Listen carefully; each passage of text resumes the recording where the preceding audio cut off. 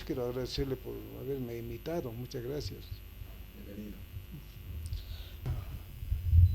Eh, yo estaba en la cárcel 5 años, ¿no? Por el alzamiento armado, porque nunca, jamás en mi vida he pensado igual que Jaime Paz Zamora, igual que Hugo Banzer Suárez. ¿Por qué está tratado tanto? ¿Por qué estamos trapeados en el suelo? ¿Por qué siempre tenemos que ser un valedor? ¿Por qué siempre tenemos que ser un cargadorcito? ¿Por qué siempre tenemos que ser un guardia que estamos ahí guardando, cuidando al opresor? Ahora esas injusticias, ¿cree usted que se van a resolver con una bomba? Porque todos estamos de acuerdo en que esas injusticias tienen que desaparecer, pero con una bomba vamos a hacer desaparecer eso. No, pues es que a mí no me gusta que mi hija que sea su empleado de usted, ¿no? Igual que otros gobiernos que desfilaron por el Palacio de Gobierno. Entonces, desde ese punto de vista, bueno, pues ellos tampoco estaban de acuerdo con nosotros, ¿no? Son gente que se han quedado, son remanentes coloniales, porque si remontamos más allá,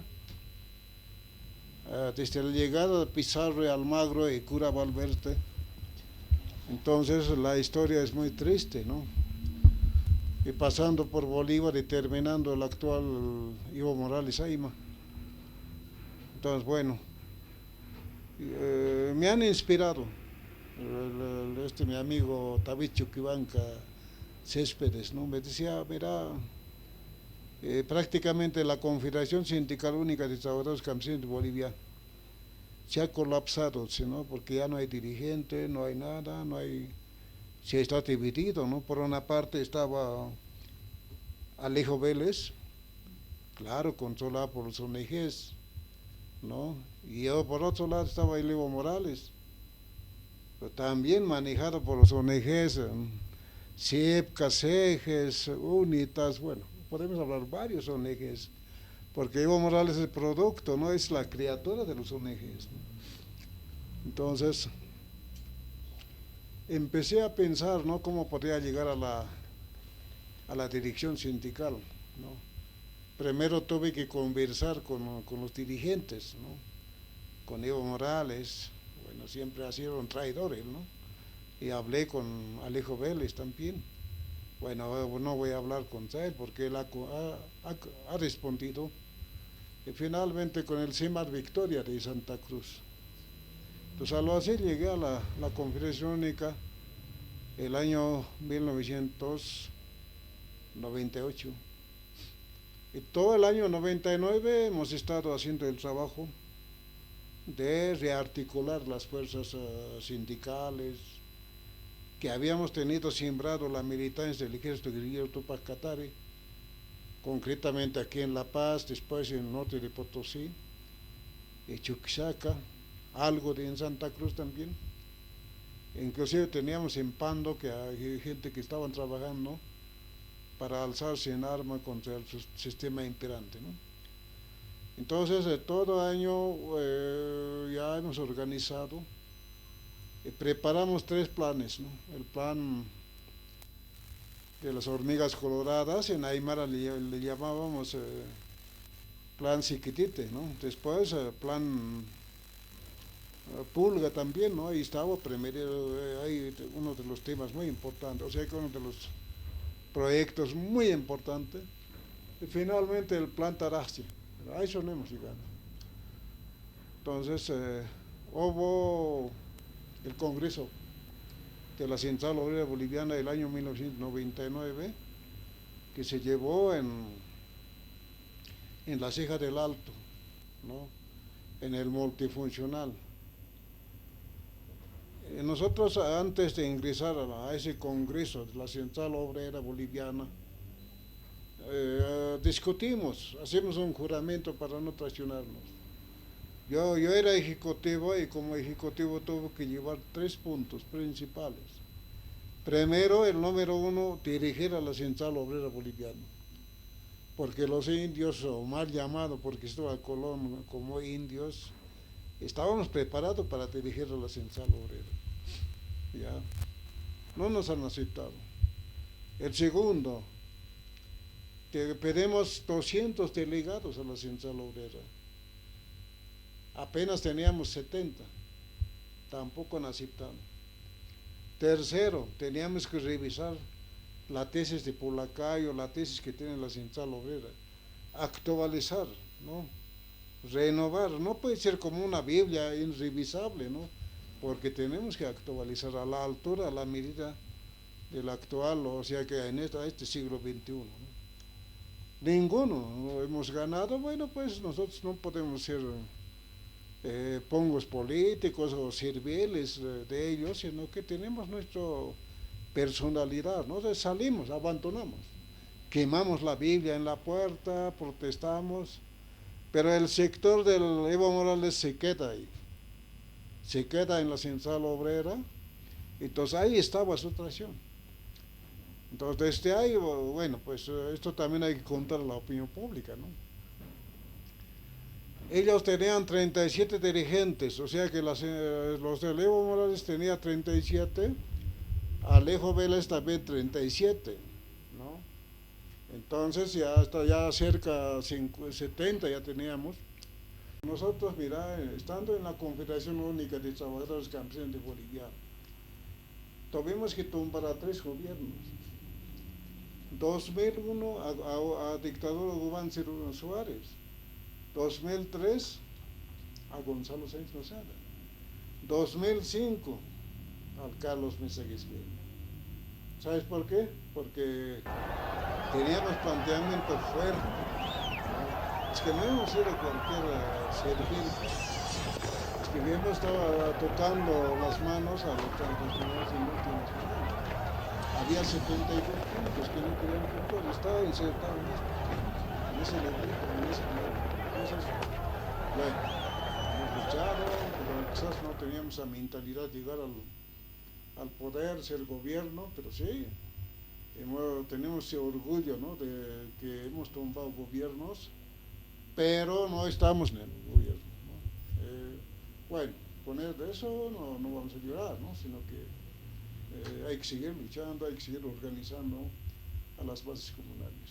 Pues no era un objetivo ser presidente en ese momento. Objetivo Era tomar el poder, el gobierno. No solamente el gobierno, sino que queremos tomar el poder político. Ya. A ver, imagínense, los negros de África tienen un presidente negro. Los chinos tienen su presidente chino, habla chino, su idioma madre. Corea del Norte tiene su propio presidente, está desafiando al Donald Trump, a Estados Unidos. Y nosotros seguimos manejados por García, por Arce, Romero, bueno, son españoles, son colonos, son inquilinos que llegaron acá y nos gobiernan. Y los mamanes, condores, quespes, yojras, tarques, ¿dónde están? Seguimos limpiando en las calles, trabajando como zapatero, heladero, sombrerero, sastre, chofer, etcétera, etcétera. Una pregunta. Imagínense. Entonces, el día que vamos a llegar, bueno, pues se va a cambiar, va a haber la verdadera cambio, pues, ¿no?, en este país. Una consulta. En el imaginario de la gente que camina en la calle, piensan que el Evo es que ha llegado un Aymara al poder, pero en lo que tú nos explicas, el proyecto, la lucha del 2000-2003 era llegar al poder político, pero me imagino que no te refieres a un indígena solamente ahí en la cabeza, ¿no? Bueno, en este libreto está bien claro sobre eso, ¿no? Porque es un apunte, no es un diario así que hemos elaborado, ¿no? Sino, miren, él no estaba con esa causa del Octubre Negro. Él era parte del gobierno, parte del MNR. Yo sé que hay algún acuerdo secreto, por eso nos reclaman, no dice nada del caso del Gonzalo Sáenz Lozada. Él estaba en Libia, estaba con Gaddafi, allá en Libia. Luego estaba en Ginebra. Y finalmente estaba en Venezuela hablando con Hugo Chávez, Frías, ¿no? Un militar que lo quería tanto a él. Recién cuando ya estaba definido las cosas, llega acá. Entonces ahorita preguntaremos a los que son ministros del Estado actualmente, ¿cuántos muertos tienen ellos? Ni uno. ¿Cuántos heridos? Ni uno. Entonces yo veo que son gente que han asaltado al poder, se han apropiado del poder de la gente ajena. Como decía en su libro el Carlos Mesa, el caballo era del Felipe Quispe, pero ha montado el Evo Morales, ¿no? En su libro escribe así, ¿no? Claro, él sabe, conoce, ¿no? Entonces, esa gente está gobernando, son 3 años, ¿no? Yo creo que ha superado a Marijela Andrés Santa Cruz, porque él ha gobernado 10 años apenas, pero digo, ya pasó 3 años más. Si quiere petrificarse, quiere volverse como el monolito tihuanaco, ¿no? Eternizarse en el poder. Hermano Felipe, el caballo era de Felipe Quispe, pero lo montó Evo Morales.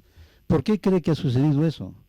¿Cuáles han sido las razones de un levantamiento tan importante, un momento histórico en Bolivia donde se preveía un cambio trascendental?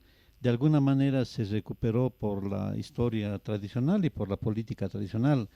¿Qué es aquello que impidió que los actores de octubre puedan haber llegado al gobierno? ¿Cuáles, en su opinión, son las causas históricas profundas y de repente las coyunturales que pueden explicar esta anomalía?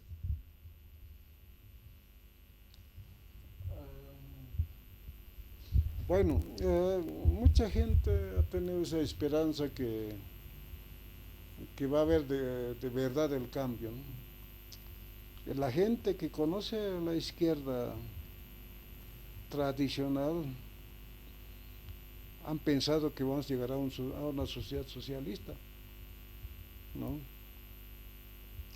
Y la gente del campo también estaba muy preocupado porque han pensado que va a ser un trabajo político ideológico, organizar al campo, ¿no? Preparar a la gente. Pero no ha sido así, sino que toda la gente del MAS se han concentrado aquí en la ciudad de La Paz. Bueno, hay que comprender, el MAS no es un partido de cuadros, es un movimiento político, ¿no? Nunca ha tenido un cuadro, o sea que el año 1999, en el mes de marzo, yo estuve ahí, a comprar del David Áñez Pedraza, porque era más Únzaga, Falange Socialista Boliviana, ese partido, ¿no? De ahí viene, ¿no? Entonces, bueno, pues, para mí no hubo cambio, ¿no? Claro, si ven que hay términos que utilizan un gobierno de cambio, bien vivir o vivir bien, pero ese paradigma para qué. Sigue habiendo limosneros en la calle, sigue habiendo la pobreza, no hay mucha desocupación en nuestro país, nadie trabaja, gente que han regresado de otros países como profesionales están en las calles, porque los masistas trabajan, para trabajar hay que ser el MAS, ¿no? Entonces, como a unos no les gustan ser masistas, bueno, pues tienen que estar en la calle, ¿no? Entonces yo lo veo que este gobierno es nomás otro neoliberal, pero con la etiqueta de izquierda, indigenista, pero de ahí no pasa nada. Bueno, al calor de las movilizaciones en ese entonces, surgió lo que se denominaba como la Agenda de Octubre. No sé si, Felipe, nos podrías explicar un poco más de dónde nace esto de la Agenda de Octubre, qué puntos eran los más esenciales y, bueno, ver si es que en la actualidad, como dice el MAS, se ha cumplido o no. Precisamente, el movimiento produce ideas. Cuando no está, o sea que no está comiendo nada, el cerebro piensa mejor, porque apenas vas a orinar ya no se puede identificar nada. Entonces sale del mismo de la radio San Gabriel, la gente se sueña en la noche. No, el aymara se sueña cada noche. Entonces yo escuchaba, por ejemplo, gritar a la medianoche, decían, la mujer de Gonzalo Sánchez de Lozada va a ser mi mujer, decían algunos, ¿no? Y otros decían, por ejemplo, renuncia del GONE. Entonces, de ahí nomás sacamos a la prensa, después todo el mundo ya hablan lo mismo. Entonces, de ahí ha salido, por ejemplo, la industrialización de los recursos económicos que tenemos, los recursos naturales, ¿no? Por ejemplo, el caso del gas y petróleo. Nacionalizar, hemos hablado de nacionalizar, sin embargo, no ha nacionalizado el gobierno, ha renovado los contratos, ¿no? De ahí ha nacido también de los 72 puntos, por ejemplo, una universidad indígena, mercados campesinos en todos los departamentos, ¿no? Entonces, o sea que el movimiento produce ideas, ¿no? Porque son varias cabezas, hemos estado 2000 personas en la red San Gabriel, entonces de ahí salía, era una madre, ¿no? De todos los enfrentamientos, de todas las batallas, de todos los bloqueos. Si nosotros hubiéramos levantado, ahorita lo íbamos a las 9 el presidente.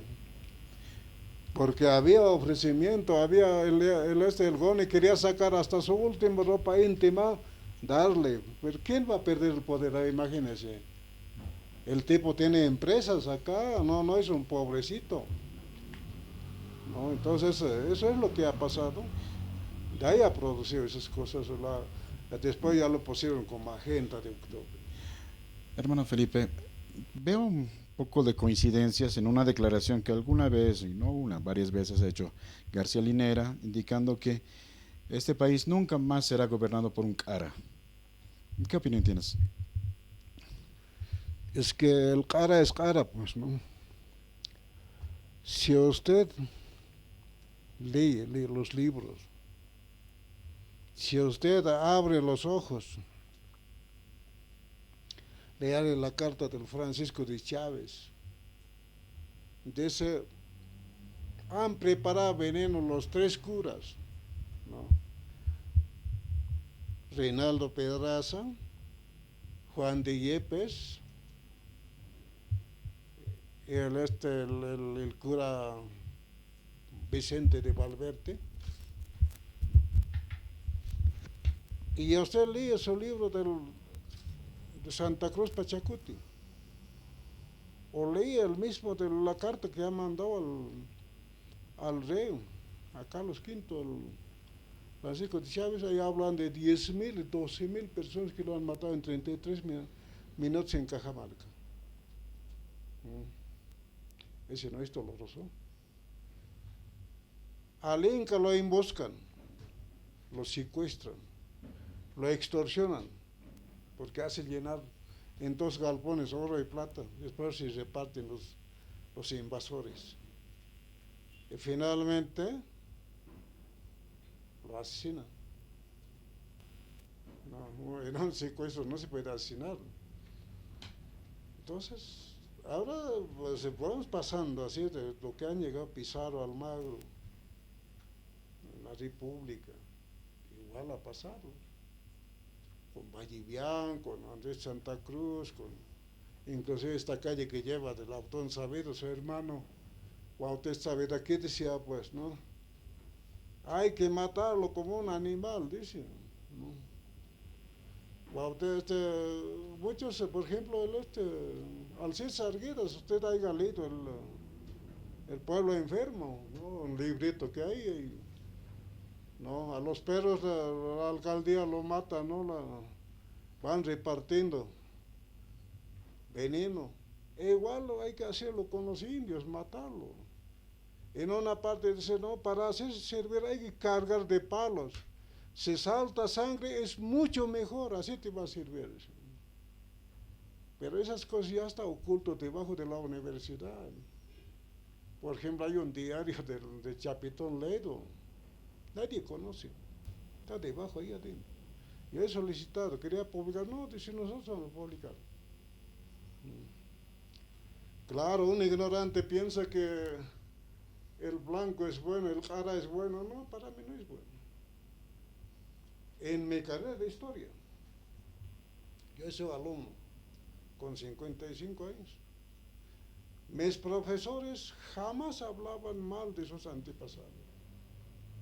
Yo jamás podía hablar mal de mi padre, de los Quispe. Es igualito.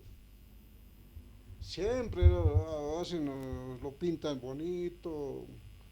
Dicen, sí, encuentro de dos pueblos, ¿no? Es un descubrimiento, es la conquista de la sangre terrenata.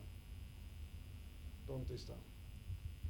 Pero ahí Mandela tiene otra lectura también, ¿no? Porque también 500 años han ocupado los ingleses, europeos, y no, después de 500 años ya no les podían decir, usted ya no es de acá. Es otra visión también, la de Mandela. Falta todavía, no es 500 años. Ha llegado el 1532 Pizarro al Tabantinsuyo. Tabantinsuyo ha llegado hasta Río Maule o Maure, sur de Santiago. Usted viaja allá a Santiago, 2 noches, 2 días, llegas allá, lo conozco yo perfectamente, a la zona mapuche. Ese tanto hemos perdido, ¿no? Bueno. Bueno, Felipe, 12, 13 años que está el MAS en gobierno. ¿Qué cosas han cambiado? ¿Qué cosas debían haber cambiado y no han cambiado? Y en base de eso, ¿qué futuro, cómo ve el futuro? El futuro en lo inmediato, el año próximo hay elecciones, y el futuro a más largo plazo. A partir de esta experiencia de gobierno que hemos tenido, ¿cómo lo ve usted? Bueno, si usted lee la Constitución Política del Estado Plurinacional, hay muchas cosas. Por ejemplo, lo ha oficializado, ¿no? Nuestras idiomas nativas, ¿no? El aymara, quechua y otros, ¿no? Son más de 30 nacionalidades, inclusive naciones hechas, ¿no? Pero acá se cumple. Habla de plurinacional. Usted me podría hacer, hay un ayorío que está en algún ministerio, hay un embajador, hay un jefe, un guaraní, por ejemplo, un chiquitano, ¿no? Plurinacional había sido los romeros, los garces, toda la gente que está ahí. Ese es cambio, no, para mí no es cambio, ¿no? Otro, por ejemplo, lo ha legalizado la bifola. Aunque mal, de 7 colores nomás, porque los archivos originales son de 12 colores, son de oro, de plata, ¿no? Colores, no, antes no había de esos colores, ¿no es cierto? Bueno, después, ¿qué? A ver, veremos la justicia. ¿Cómo está la justicia? Hay tanta corrupción. Las organizaciones sindicales, está totalmente reciclado, ¿no? Está totalmente controlado por el gobierno. Ya no hay soberanía política, no hay pluralismo ideológico, no, un centralismo democrático no existe ahí dentro. Los dirigentes son mandacios, son controlados. No, yo no le veo nada, ningún cambio. Yo soy igual que en los tiempos del MNR, el Pacto Militar Campesino. El nivel sindical está así. Pero, ¿qué podemos hablar? Que acá estamos viviendo en otra sociedad. Estamos viviendo en un sistema capitalista con su modelo neoliberal. Yo no veo cambio. Ha pretendido tener fábricas, por ejemplo, de papel, de cartón, creo. Ha pretendido tener computadoras, el jazz, no, ¿cómo es? El equipos. ¿Dónde está? ¿Quién no utiliza eso?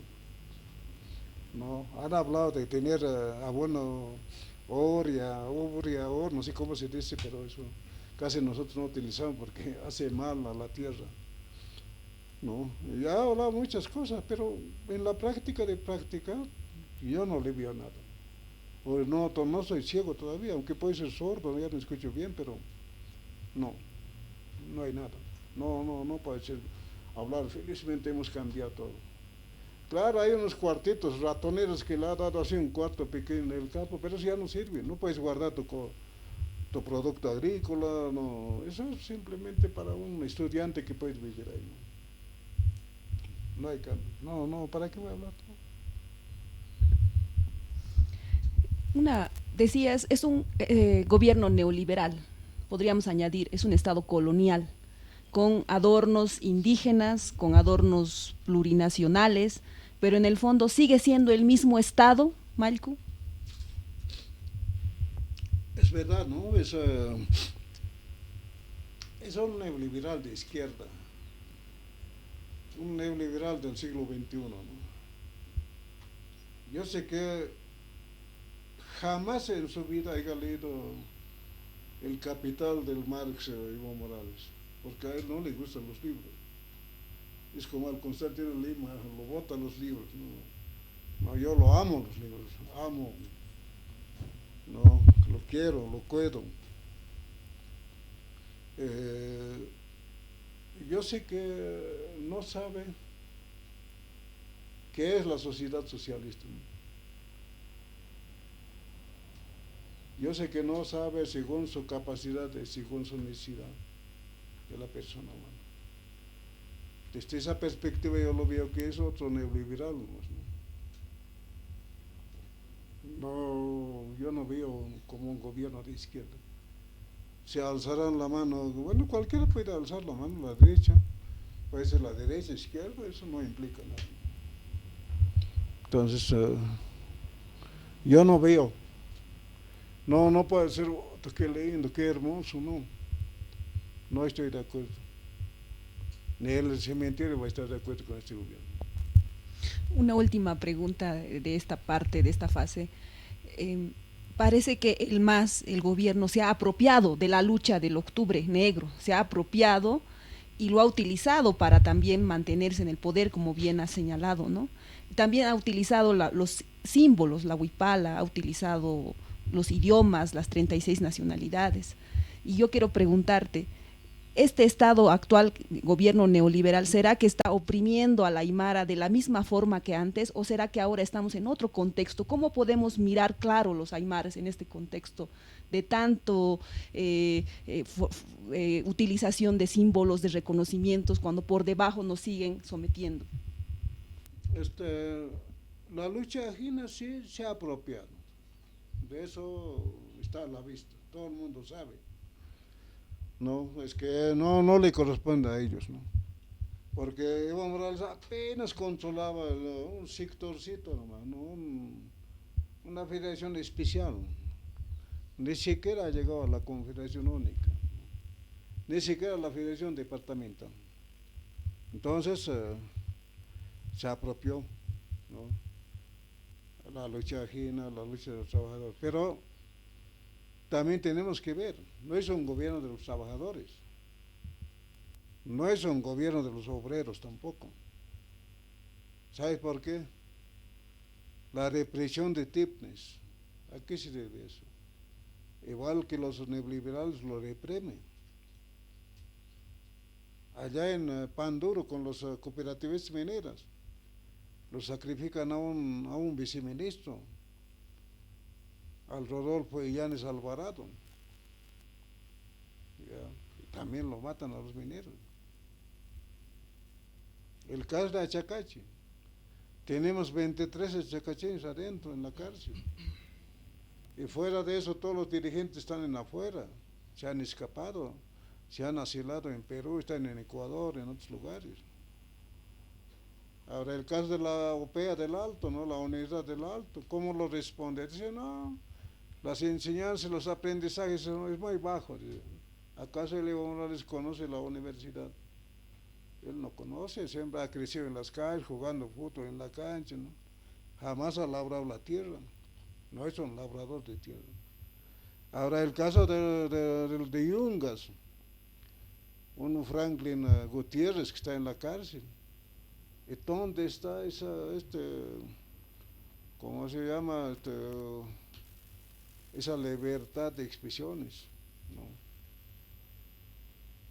El dirigente puede estar en todas partes. Yo estuve en todo Bolivia. El dirigente es como un diputado, ¿no? Tiene su libertad.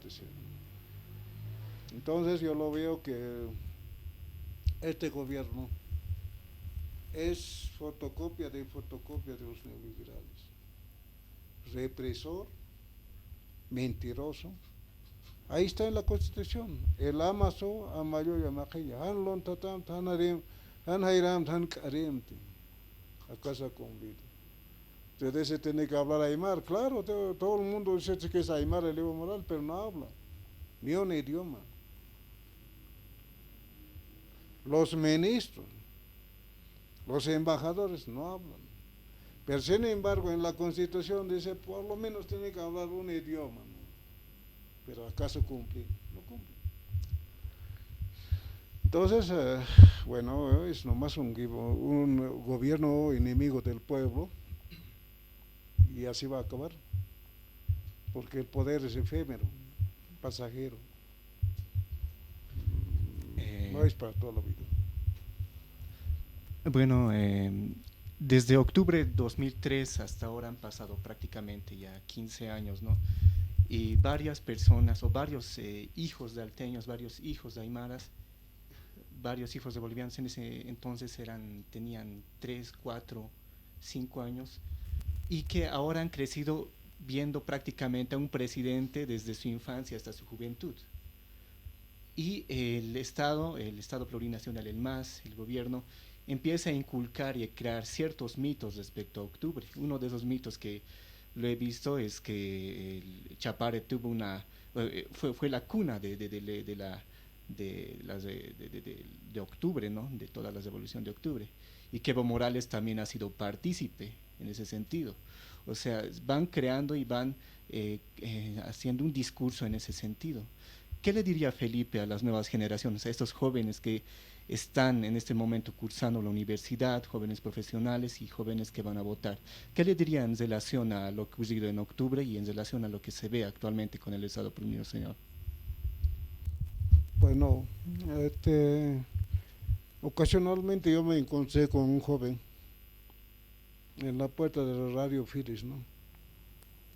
Y me decía en los años 2000, 2001, 2002, 2003, hasta 2005, así que era todavía muchacho, ¿no? Se recordaban esos levantamientos, pero la mayoría de los jóvenes no están informados de esos hechos históricos que ha habido, ¿no? Es que el gobierno lo tapa o lo oculta. Entonces no enseñan en los colegios, no enseñan en las universidades, todo es académico nomás. Entonces está ahí. Pero ¿qué se puede hacer? Habrá que hacer, habrá que hablar, yo creo que precisamente se ha hecho este programa para orientar a los jóvenes, porque hay que dar una línea política, hay que dejar una herencia. Porque nosotros también somos pasajeros, ¿no? Estar toda la vida acá. Entonces, dejar esa herencia política, pero tiene que pensar, es que nos han enseñado de copiar desde abajo, desde chico. La profesora dice, ¿cuándo copiar de este libro? Ya, entonces copia. La profesora dice, hay que hacerla bonito, así. La profesora dice, hay que escribir, se escribe con la izquierda, con la derecha siempre, a golpes, ¿no? Yo recuerdo, porque nosotros hemos inaugurado escuelas el año 1952, escuelas rurales, porque además antes no había. Pero ¿qué estamos haciendo? No hay inspiración propia en las universidades. Por eso no hay escritores, no hay pensadores, no hay ideólogos, no hay filósofos, no hay científicos. Todo viene de afuera. Estamos mamando la leche gringa, ¿no? El profesor comienza a hablar, ¿no? Da su curso magistral, que en Europa ha hecho esto, en Estados Unidos ha hecho esto, pero de nosotros. El año 1830 se funda la UMSA. ¿Qué ha hecho? Ha fabricado corruptos. Mis compañeros de curso hasta ahora no han hecho su tesis. ha pasado muchos años. La Universidad de Chuquisaca se fundó en la colonia el año 1624. Claro, ha provocado la revolución de 1809, ¿no? Después, ¿qué más haya hecho? Habrá que ver. Pero no supieron producir ideólogos, pensadores, filósofos, políticos de buen nivel. No hay. Entonces, la nueva generación tiene que cambiar. La educación tenemos que cambiar, tenemos que tener un molde propio. Claro, todo ese paradigma que llega de afuera le hace bien a los coloniales, ¿no? Ellos están contentos. Pero a un indio, a un aymara, a un quechua no le hace bien. Nos queda muy alto, muy grande. Entonces, desde esa perspectiva, la juventud tiene que cambiar, tener su propio paradigma, su pedagogía propia. Algo ha dicho Franz Tamayo, ¿no? Con su pedagogía nacional, pedagogía del chicote. Pero habrá que hacerlo. Es que este gobierno tampoco ha parido un paradigma, un modelo propio, ¿no? Entonces falta gente que empiecen a pensar, por lo menos hay que escribir algo, por lo menos hay que aprender a inspirarnos, ¿no? Yo diría a la juventud que aprendamos a inspirarnos, beber nuestra propia leche, no a la gringa, a los de los gringos. Lindo. Hermano Felipe y compañeros, les propongo dar una vuelta a la página y mirar un poco lo que está sucediendo en la coyuntura actual. Hay nuevos rostros del pasado, gente que está coqueteando para que les inviten a ser candidatos, a vicepresidentes, las duplas. Felipe, ¿cómo mira el actual panorama político, las nuevas circunstancias que se están dando en estas semanas? La presencia de un posible candidato como Víctor Hugo Cárdenas, Carlos Mesa, que está levantando también polvadera, los demócratas desde el oriente, realmente está muy interesante el panorama para analizar. ¿Cuál es la mirada de Felipe Quispe? Bueno, teníamos que hablar desde otra tribuna, ¿no? Desde otra perspectiva. Porque nosotros no somos analistas políticos tradicionales. A nosotros no nos van a ocupar en los canales televisivos, porque hay racismo. Ni siquiera como docente podemos estar en la carrera de historia aquí en la OMSA, ¿no? Porque ahí está la élite, ¿no? Porque cuida la historia. O dicen, no, estos van a hablar la verdad y mañana nos van a comer, ¿no? Bueno, primero, para mí, los planteamientos lo han hecho Pampa, lo han destruido, del 21 de febrero de 2006, porque la lucha estaba por ese lado, porque el Evo Morales ha imitado o ha inmolado a Milgarejo. La Constitución se lo ha puesto en su bolsillo trasero, ahí está desgastándose. Entonces saltó el Carlos Mesa Gesbert, ¿no? Y la gente también ya andaba apoyo. Y no faltó el Frente Revolucionario de Izquierda, que ha puesto su personalidad jurídica. Quizás Carlos Mesa nunca ha sido izquierdista, pero bueno, la necesidad le obliga a él, ¿no? Quizás el hambre también, porque él está acostumbrado a vivir bien. Él no es hijo de un pobre, él no jamás ha trabajado en su vida, no. Se ha pasado en la calle nomás. Inclusive en su juventud por el Prado, tenía cabello crecido, ¿no? Su madre, la Teresa Gisbert, lloraba harto, ¿no? Entonces yo diría que, mira, si es que ponemos ahí en el escenario un Evo Morales y hay un Carlos Mesa, porque aunque tiene pasado, es deudor de sangre, Es traidor, cobarde, yo lo conozco, porque 2005 nosotros con una movilización lo volteamos, ¿no? Pero el voto va a ser diferente. La gente está enojada con Evo Morales. Va a haber ese voto de rabia, como ha ocurrido en el Alto con la señora Chapitón, porque nadie quería votar para el alcalde que estaba ahí corrompiéndose, el alcalde Patana. Entonces, todo el Alto se ha volcado al lado del Chapitón. Eso no decir que todos son del partido de Samuel Turambién, no, sino era nomás simplemente por deshacerse de un corrupto. La historia podría repetirse, no será con los mismos actores y autores, sino que se podría ser Evo Morales y Carlos Mesa Quispe, ¿no? Porque eso yo hablo con la gente, con mucha gente, y la gente dice, no, a este hay que voltearlo.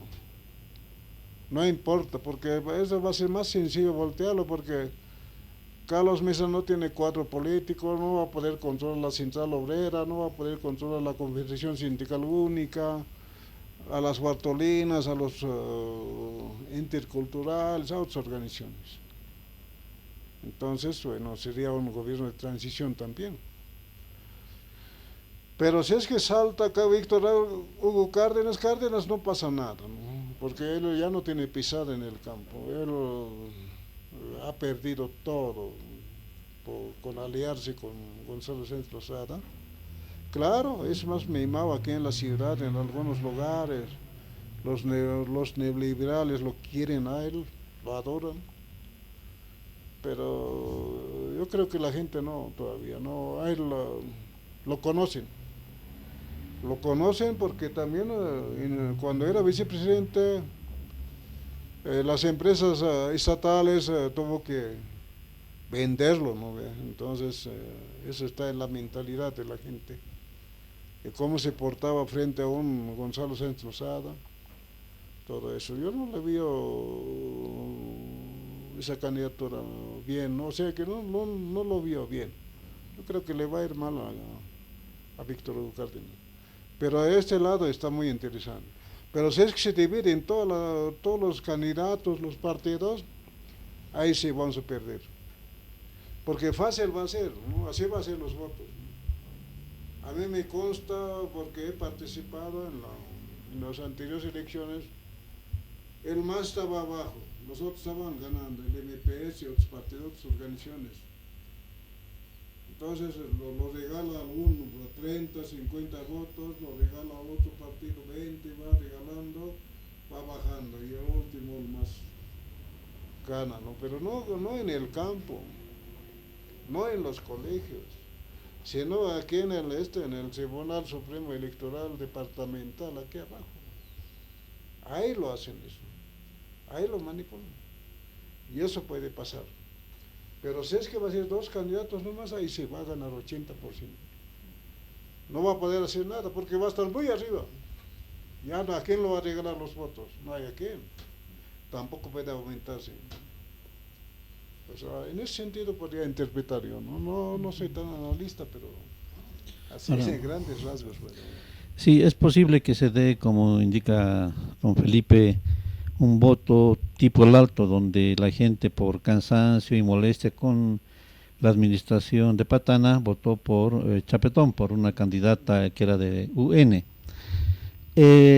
A nivel nacional, si se da ese fenómeno que podría canalizarse por un voto por Carlos Mesa, digamos, ¿qué implicaría para un futuro de la causa indígena? Hasta el año 2000-2005, Bolivia ha estado pendiente por la movilización popular indígena y también antes, por ejemplo, por las movilizaciones obreras. Evo Morales ha agotado un poco esta beta, la ha utilizado, la ha desgastado y se ha dado un resurgimiento de la clase media que estaba un poco acabada. Ahora, digamos, estamos viviendo el momento de la clase media. Con un triunfo de un candidato de la clase media, ¿qué perspectiva se abre una perspectiva de nuevas formas políticas donde ya los antagonismos antiguos serían diferentes o dejarían de existir, por ejemplo, entre población indígena y población no indígena. ¿Resurgiría un movimiento indígena y en qué sentido? ¿De dirección política, de hegemonía política? ¿Habría la insurgencia de nuevas ideas, hasta ahora un poco quizás en esbozo, desconocidas? Y retomo mi pregunta que le hice hace rato, ¿cómo ve el futuro? Tomando en cuenta lo que ha pasado con el MAS y lo que puede suceder en las últimas elecciones, ¿cuál sería el futuro a largo plazo de la causa y de la lucha indígena? Bueno, esa es tu preocupación de los indígenas, ¿no? Pero está muy claro, por más que te pintes de blanco, por más que hables como el neoliberal, como el ontojo que habla de Camir y todo, no vamos a poder ganar. ¿Sabes por qué? Nos ha desgastado el Evo Morales. Nosotros habíamos sido más ladrones que los blancos. 2 ministros en la cárcel. Julia Ramos y la señora Hachacoyo. Y hay otras mujeres más, el caso del Fondo Indígena. El ladrón de Achacachi, un alcalde que es millonario, no trabaja más de 1 año. Achacachi vive sin alcalde, sin policía, sin nada, por culpa de un policía, por un masista.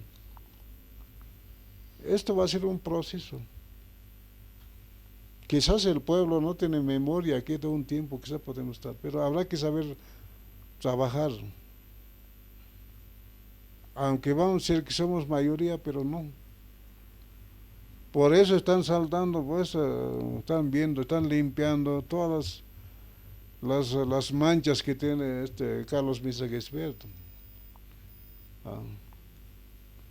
Entonces yo lo veo que los indígenas, originarios, todo eso, vamos a estar donde estamos nomás. Quizás a alguien se va a vender también, puede ofrecerse, ser diputado, pero ¿qué hacemos ahí adentro? Yo recuerdo que yo estuve ahí, y usted hace un proyecto, si es contra ellos, no alzan la mano. Somos 5 diputados, 5, con eso no pasa nada. Si es a favor de los blancos, de los caras, ya, muy bien, hijo, te dicen, ¿no? Te aplauden. Es que ellos saben. Yo no hablo de la clase media ni cosa parecida. Aquí hay burguesía, pequeña o grande burguesía. ¿Acaso vivimos iguales? Calacoto es otra nación. Ahí corre dólares. En esta zona también, en Miraflores, en Calacoto, Brajes, Chasquipampa. Comparemos con el Alto, comparemos con Achacachi, con otros pueblos, con Viache. ¿Cómo está viviendo? ¿Cómo están las calles? Entonces esa gente yo creo que van a votar en todas las ciudades para Carlos Mesa. Ese es el Mesías que está salvando a ellos. Entonces eso es lo que podría hacer de Pedro. ¿Qué más voy a hablar? Yo no voy a decir que es bonito esto, que tanto, ¿no? O nos venderemos, no. Yo nunca me he vendido. Tengo mi personalidad propia, pensamiento propio, ideología propia. Voy a seguir siendo lo que he sido. Yo recuerdo cuando era el 2000 en la Guerra del Agua, que era dirigente estudiantil de la FES, y había un proceso formativo de los jóvenes en esa época, con mucha conciencia histórica de lo que había pasado en los años 90 con la capitalización, el neoliberalismo. Había una crítica, y creo que ahora con este indigenismo del gobierno, la crítica es un poco más difícil de hacer desde los sujetos que somos aymaras, quechuas, tanto en la ciudad como en el área rural. Eso me preocupa porque pienso que de alguna manera esta transición de la que tú estás hablando, tal vez quizá pueda permitir resurgir una nueva generación crítica, una nueva forma de luchar, y en este marco me pregunto yo, ¿cuál va a ser el sujeto político en el futuro que va a armarse de esa crítica? ¿Será el aymara ahora sí de la ciudad o vamos a también pensar que el movimiento de contestación está en el campo? ¿Cuál es la situación? Y tal vez un poco problematizando un poco más, yo veo, por lo menos desde mi perspectiva, que lo que es la CETSUTCB, lo que es la CONAMAC, el pacto de unidad que fue en constituyente, ya ha cumplido su rol, ya no es la misma organización, el mismo lugar de lucha que era en el 2000-2003, ya se ha agotado eso. Es decir, la CONAMAC, la CETSUTCB ahorita están aliadas con el gobierno e incluso vemos dirigentes arrodillarse a Evo Morales porque le da obras o les da proyectos, es decir, se ha llegado a un nivel de clientelismo, de control político tan grande que me pregunto, el costo político para estas organizaciones que antes eran lugar de lucha, ahora van a desaparecer. ¿Es necesario nuevas organizaciones? ¿Es necesario nuevos sujetos? ¿Cómo está ahora? ¿Cuál va a ser el costo de este quiebre que estamos viviendo en este momento los aymaras y quechuas de la ciudad y del campo? Bueno, su pregunta es muy largo, pero yo voy a resumir, ¿no? Yo recuerdo que en los años 60, 65, 70 había escuela política. En la Federación de Fabriles, en la Central Obrera Departamental de La Paz, y en muchos lugares yo asistía, inclusive en el campo, en Echacacha había. Entonces enseñaba a hacer política. Nosotros somos fruto de eso, pero ahora ya no hay. En los años 70 la universidad estaba controlada por el Ejército de Liberación Nacional, porque de ahí, bueno, pues inclusive marcharon hasta Tío Ponte, gente que no sabía nada, ¿no? Pero eran políticos, preparados ideológicamente. Y actualmente ya no hay, ha desaparecido. No hay organizaciones sociales que podía orientar, que podía preparar a las nuevas generaciones o a los nuevos hombres y mujeres, que podría suplir mañana, que pueden estar en las direcciones sindicales, ¿no?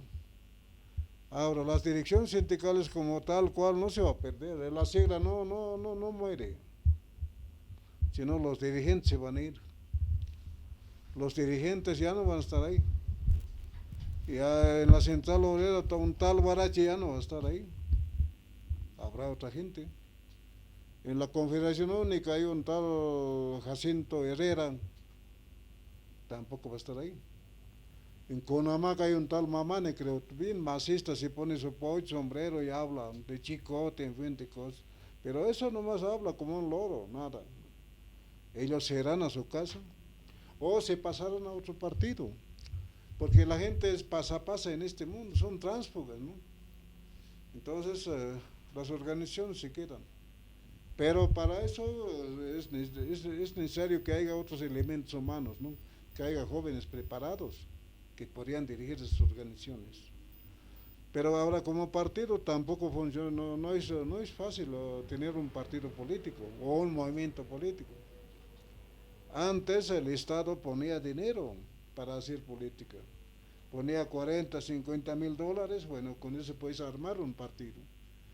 Los libros eran gratis, entonces salía la personalidad jurídica para un partido. Ahora no, el Evo Morales decía, a ver, no, eso no hay que darle, otro, no, eso.